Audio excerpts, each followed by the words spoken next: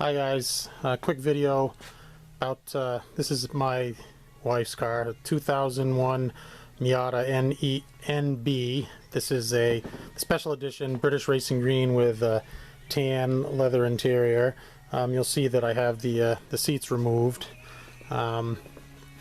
See, this isn't really an installation video. This is more of a tips and hints about installing the Hard Dog Deuce, I guess the Ace is the same, roll bar in the Miata. You see mine has, this is a special edition with the Nardi steering wheel and the Nardi shift knob down there. Again, tan interior, tan top. This is a nice, there's really nice rust-free car that I picked up for the wife. Oh yes, so you saw that I had the seats removed, and they do not tell you that in the instructions to take out the seats. However, that is 100% absolutely necessary. The seats have to be removed for this installation. It would be virtually impossible to do this with the seats in place. Which leads me to the instructions. This is a great kit, you know, well-built kit, complete, great hardware, grade 8 hardware, best of the best product, but doesn't come with instructions. Now, the Bethania Garage, who makes these roll bars, has excellent instructions on their website. I would highly recommend either printing those instructions out to have them right on hand, or have your laptop or your iPad, whatever, right next to you in the garage when you're doing this installation. I did not do that. I did my research. I watched tons of videos, read everything online, read the instructions, you know, 5 or 6 times over, and felt like I was good to go. And I did okay. There's a little bit of trial and error, some hit and miss things that I missed. So I would recommend print those instructions out, have them handy, or have your laptop right next to you. Alright, so you see here, that's a panel removal tool. The instructions say that you can remove all these plastic clips, you know, the Christmas tree clips that hold on all the carpet. You know, there's carpet on this bulkhead and on this package shelf. They say you can use a claw hammer. Get yourself one of these, you know, removal tools. I've seen people that have modified a fork, cutting the interior tines of a fork and leaving only the outside ones to remove them. This is made for removing those clips, and I would absolutely recommend doing that. So as you can see, this is actually, just so we're clear, I had this is powder coated chrome. This is I bought this is the $450 roll bar. Their polished stainless version was $700 and change more, and I just couldn't do that. They've said that they've tried the powder coating chrome and they don't like the results, but I had this done locally, and the guy gives a lifetime guarantee on his powder coating because he strips it, powder coats it from scratch. He does a great job. Didn't charge me very much, and you'll see, I think it looks great. I mean, you'll see when you A/B it next to the chrome gas cap right there, it's not chrome. I mean, a true enthusiast will know, but it's passable, and you know, for the $720 difference, you know, I wasn't going to pay for the stainless option. Anyway, so you can see over here the duct tape, the checkerboard duct tape. That's just covering the sharp edges where I removed that little fold over flap. It's a piece of sheet metal that holds the package shelf in place. You'll see all the instructions. There's a bunch of videos online about cutting that off. I used a combination of tin snips. It's pretty beefy metal, but the tin snips, aviation snips, actually did the job, and cutoff wheel, you know, grinding wheel to do that. And here, where I had to remove that little corner, I did that completely with the cutoff wheel. It just made quick work of that. But on this surface here that you can see, you know, this surface here, basically you need to remove everything, absolutely everything. If there's a wiring harness stuck to it and there's a bunch, those have to be pulled off. The ground has to be taken off. There's bolts along the bottom that hold this panel to the floor panel. All those bolts have to be removed.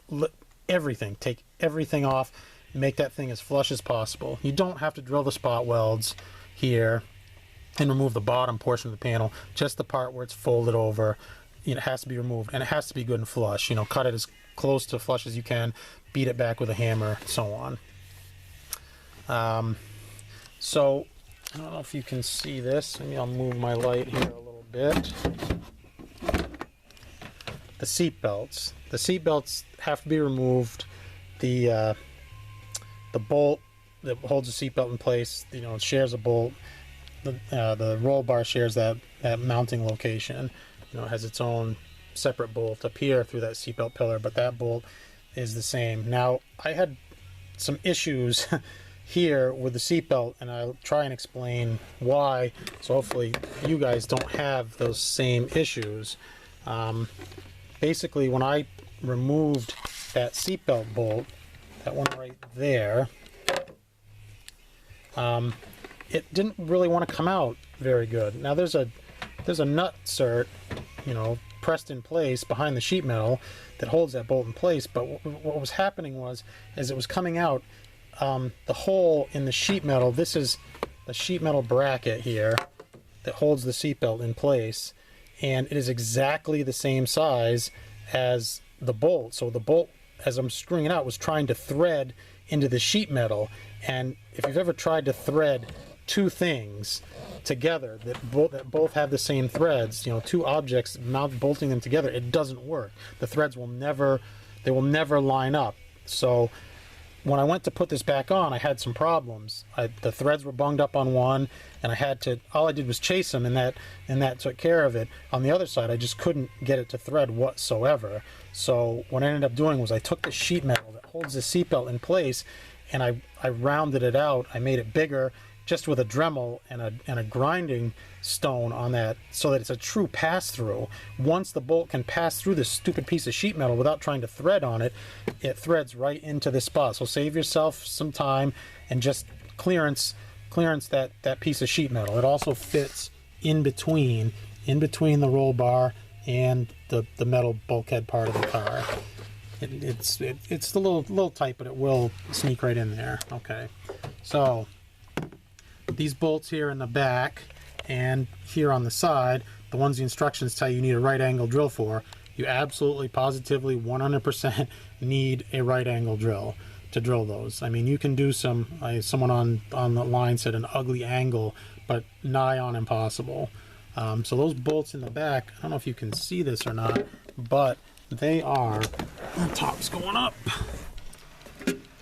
There's not enough clearance between the package tray, that portion of the shelf, and there to fit a good right angle drill. It just won't fit. I borrowed a really nice Makita right angle drill, very powerful right angle drill, from a local mechanic friend of mine, and he told me after, oh right, I have special drill bits that I made for that. He actually cut a bunch of drill bits in half for getting in those tight spaces. I didn't have that, so what I did was I used this. And this is a right angle attachment for your drill. And this actually worked out really great because you can flip the drill motor in any direction.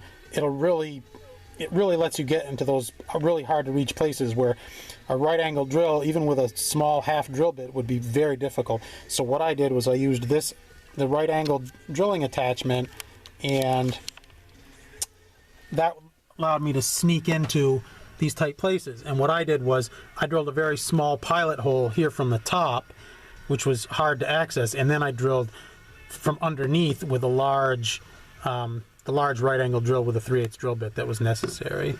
So other than that, okay, one other thing here, let's flip this top down. The wiring harness. I mentioned that you need to remove the wiring harness from that bulkhead, and also obviously from the other side that wiring harness has to be removed. But the wiring that's all along this part here, it has to be detached. It has to be detached to give you the slack that you need to move the rest of this wiring harness out of your way. And it's pretty slick how the roll bar has these metal standoffs welded into it that allow the wires to pass through. Otherwise you'd have to cut them and feed them over the roll bar, because obviously it's a loop. You're not getting anything through it without cutting it. Now this little doodad right here, this one does come apart here, and I'm glad someone had this printed online, but what you have to do is you have to slide this, and I'm probably not going to be able to get it with my fingers. I'm probably going to need a screwdriver.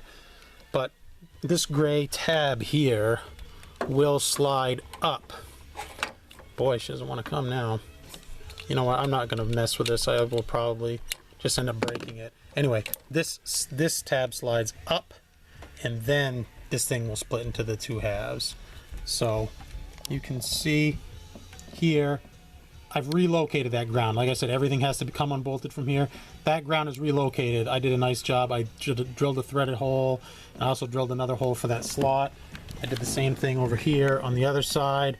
I stripped the paint from behind it. I ground off the paint, made a nice threaded hole, drilled another hole for the tab. Those grounds have to be relocated because they were bolted right behind this plate right here.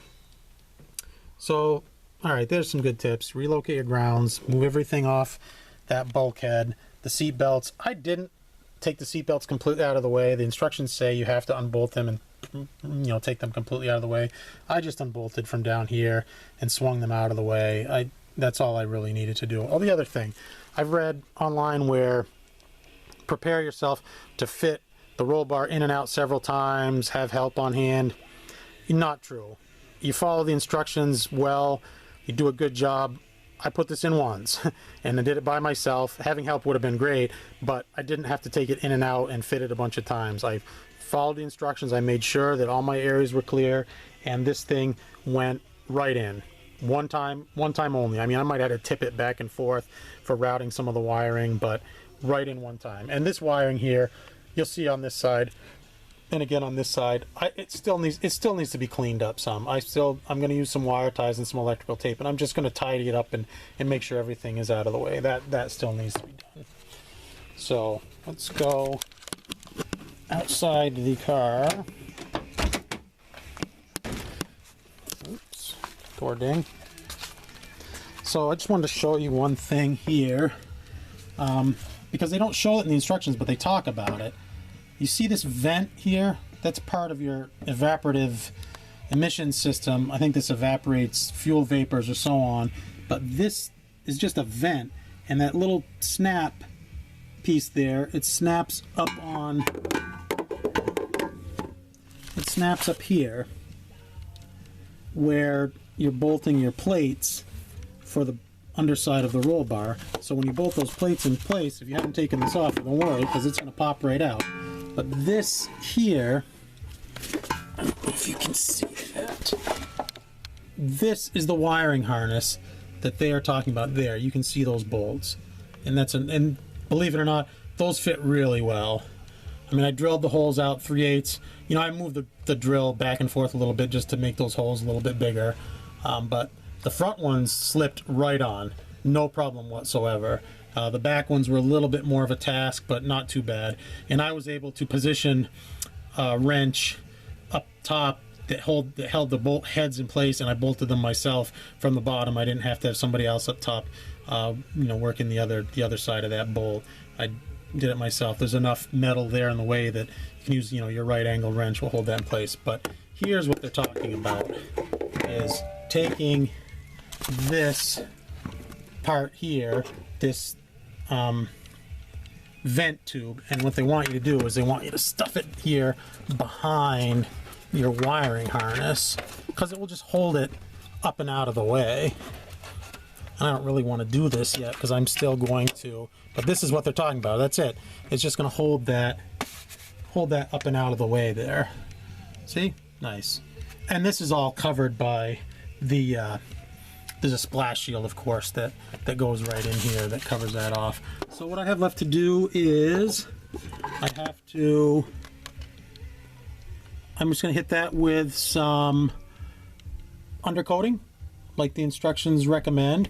I used Loctite on those bolts. I used some silicone adhesive glue in between the plates around the bolt holes just to seal them out from the weather. Anytime I bolt anything like this from the car, a drive shaft safety loop, something like this, you want to seal those bolt holes because water will find their way through and they will cause rust. So that's what we're looking at right there. This is really, you know, this is really a nice kit here. It didn't go on too bad. Again, I did this all myself. Put the roll bar in one time, and you know, oh, they're over there. There's that package shelf that's still got to be trimmed. But yeah, so hopefully this video has helped you out some.